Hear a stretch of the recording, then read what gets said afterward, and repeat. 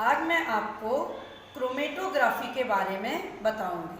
Chromatography दो शब्दों से मिलकर बना है, क्रोमा प्लस ग्राफी, अर्थात कलर से लिखना। क्रोमेटोग्राफी को सबसे पहले माइकल ट्वेस्ट के द्वारा बताया गया था। आइए हम देखें प्रयोग कैसे करते हैं। सबसे पहले मैंने ये पालक की पत्तियां ली हैं और इन पालक की पत्तियों के टुकड़ों को ये एसीटोन के साथ यहाँ खल में पीस दिया है। थोड़ा सा यहाँ पर कैल्शियम कार्बोनेट डाला है और एसीटोन, और ये इसको बहुत ज़्यादा पीस दिया है। पीसने पे ये जो पेस्ट तैयार हुआ है, इसको मैंने ये एक क्रोमेटोग्राफी पेपर लिया है।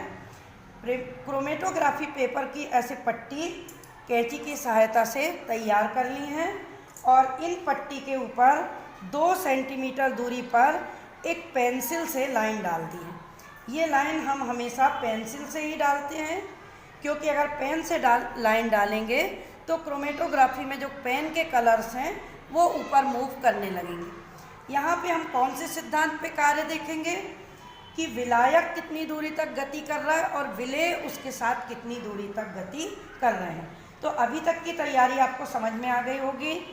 पालक की पत्तियों को लेकर एसीटोन और कैल्शियम कार्बोनेट की थोड़ी सी मात्रा डाल के ये पेस्ट तैयार किया, ये स्ट्रिप तैयार की और इन स्ट्रिप पे ये पेंसिल से लाइन डाल के और ये पेंसिल की नोक से थोड़ा सा पदार्थ यहाँ पर लगाकर सुखा दिया। ये क्लोरोप्लास्ट है और इसके हमको अवयवों को अलग अलग करना है।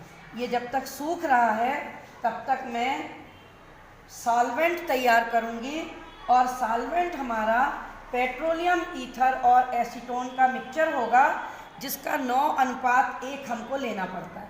तो मैं यहाँ मेजरिंग फ्लास्क में 9 ml और 1 ml ले लेती हूँ। ये मैंने पेट्रोलियम ईथर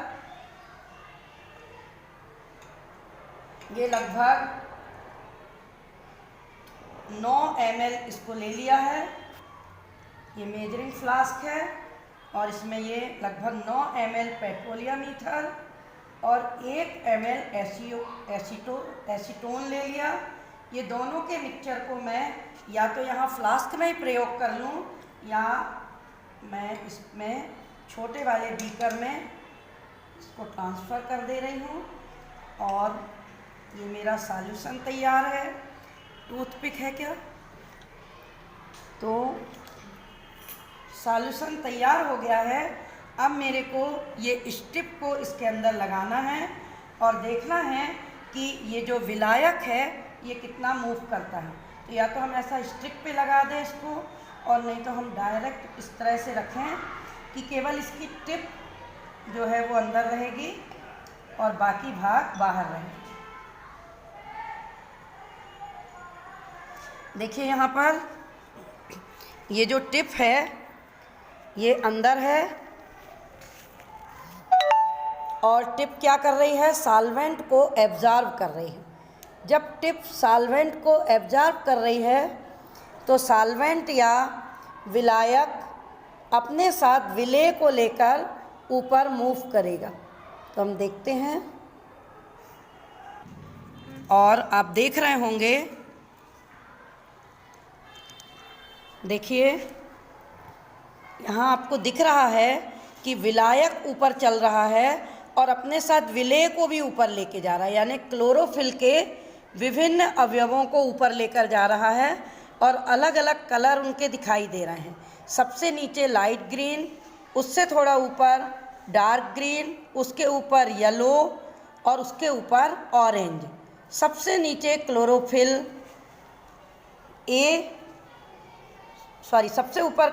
सबसे नीचे क्लोरोफिल बी, फिर क्लोरोफिल ए और फिर जेंथोफिल और कैरोटीन के कलर दिखाई देते हैं। तो ये देखिए कितने स्पष्ट कलर यहाँ पर दिखाई दे रहे हैं। ये मैंने जो पेपर लिया था, इस क्रोमेटोग्राफी पेपर में जो क्लोरोप्लास्ट के अवयव जो नीचे नीचे मैंने इस वाले पेपर में 2-3 डॉट लगा दिए थे, इसलिए इतना क्लियर चित्र बन रहा है। दोनों पेपर मेरे पास हैं। ये पहले वाला पेपर भी है मेरे पास। इस पहले वाले पेपर में ये मैंने 1 ड्रॉप लगाई हुई थी, और ये अभी जो आप इसमें देख रहे हैं इसमें 2-3 ड्रॉप लगी हुई थी, जिसमें आपको बिल्कुल क्लियर अलग अलग कलर दिखाई दे रहे हैं, जिसमें क्लोरोफिल बी का पीला हरा रंग, उसके ऊपर क्लोरोफिल ए का थोड़ा सा नीला हरा, ज़ैंथोफिल का पीला भूरा, और उसके ऊपर पीला रंग कैरोटीन का।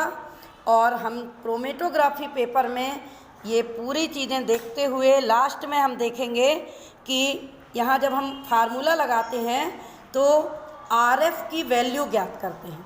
आरएफ की वैल्यू ज्ञात करने के लिए हम विलायक के द्वारा चली गई दूरी और विलेय के द्वारा चली गई दूरी को मापते हैं। तो यहाँ विलायक जो है वो बिल्कुल नीचे से जितना ऊपर तक चलेगा वो विलायक के द्वारा, देखिए आप यहाँ पे इधर दिखा दो, देखिए ये आपका क्रोमेटोग्राफी पेपर है, नीचे से ऊपर तक जितना विलायक चला है वो विलायक के द्वारा चली गई दूरी है। और विलेय यहाँ पे 4 अलग अलग हैं, क्लोरोफिल ए, बी, कैरोटीन और ज़ैंथोफिल। तो ये जितनी जितनी दूरी चलेंगे, तो जब हम आरएफ वैल्यू निकालेंगे तो हम नीचे लिखेंगे विलायक के द्वारा चली दूरी और ऊपर लिखेंगे विलेय के द्वारा चली दूरी, और इस तरह से हम कैलकुलेट करके आरएफ वैल्यू निकाल लेते हैं। तो क्रोमेटोग्राफी पेपर में हम क्रोमाधन ग्राफी अर्थात रंगों से लिखते हैं।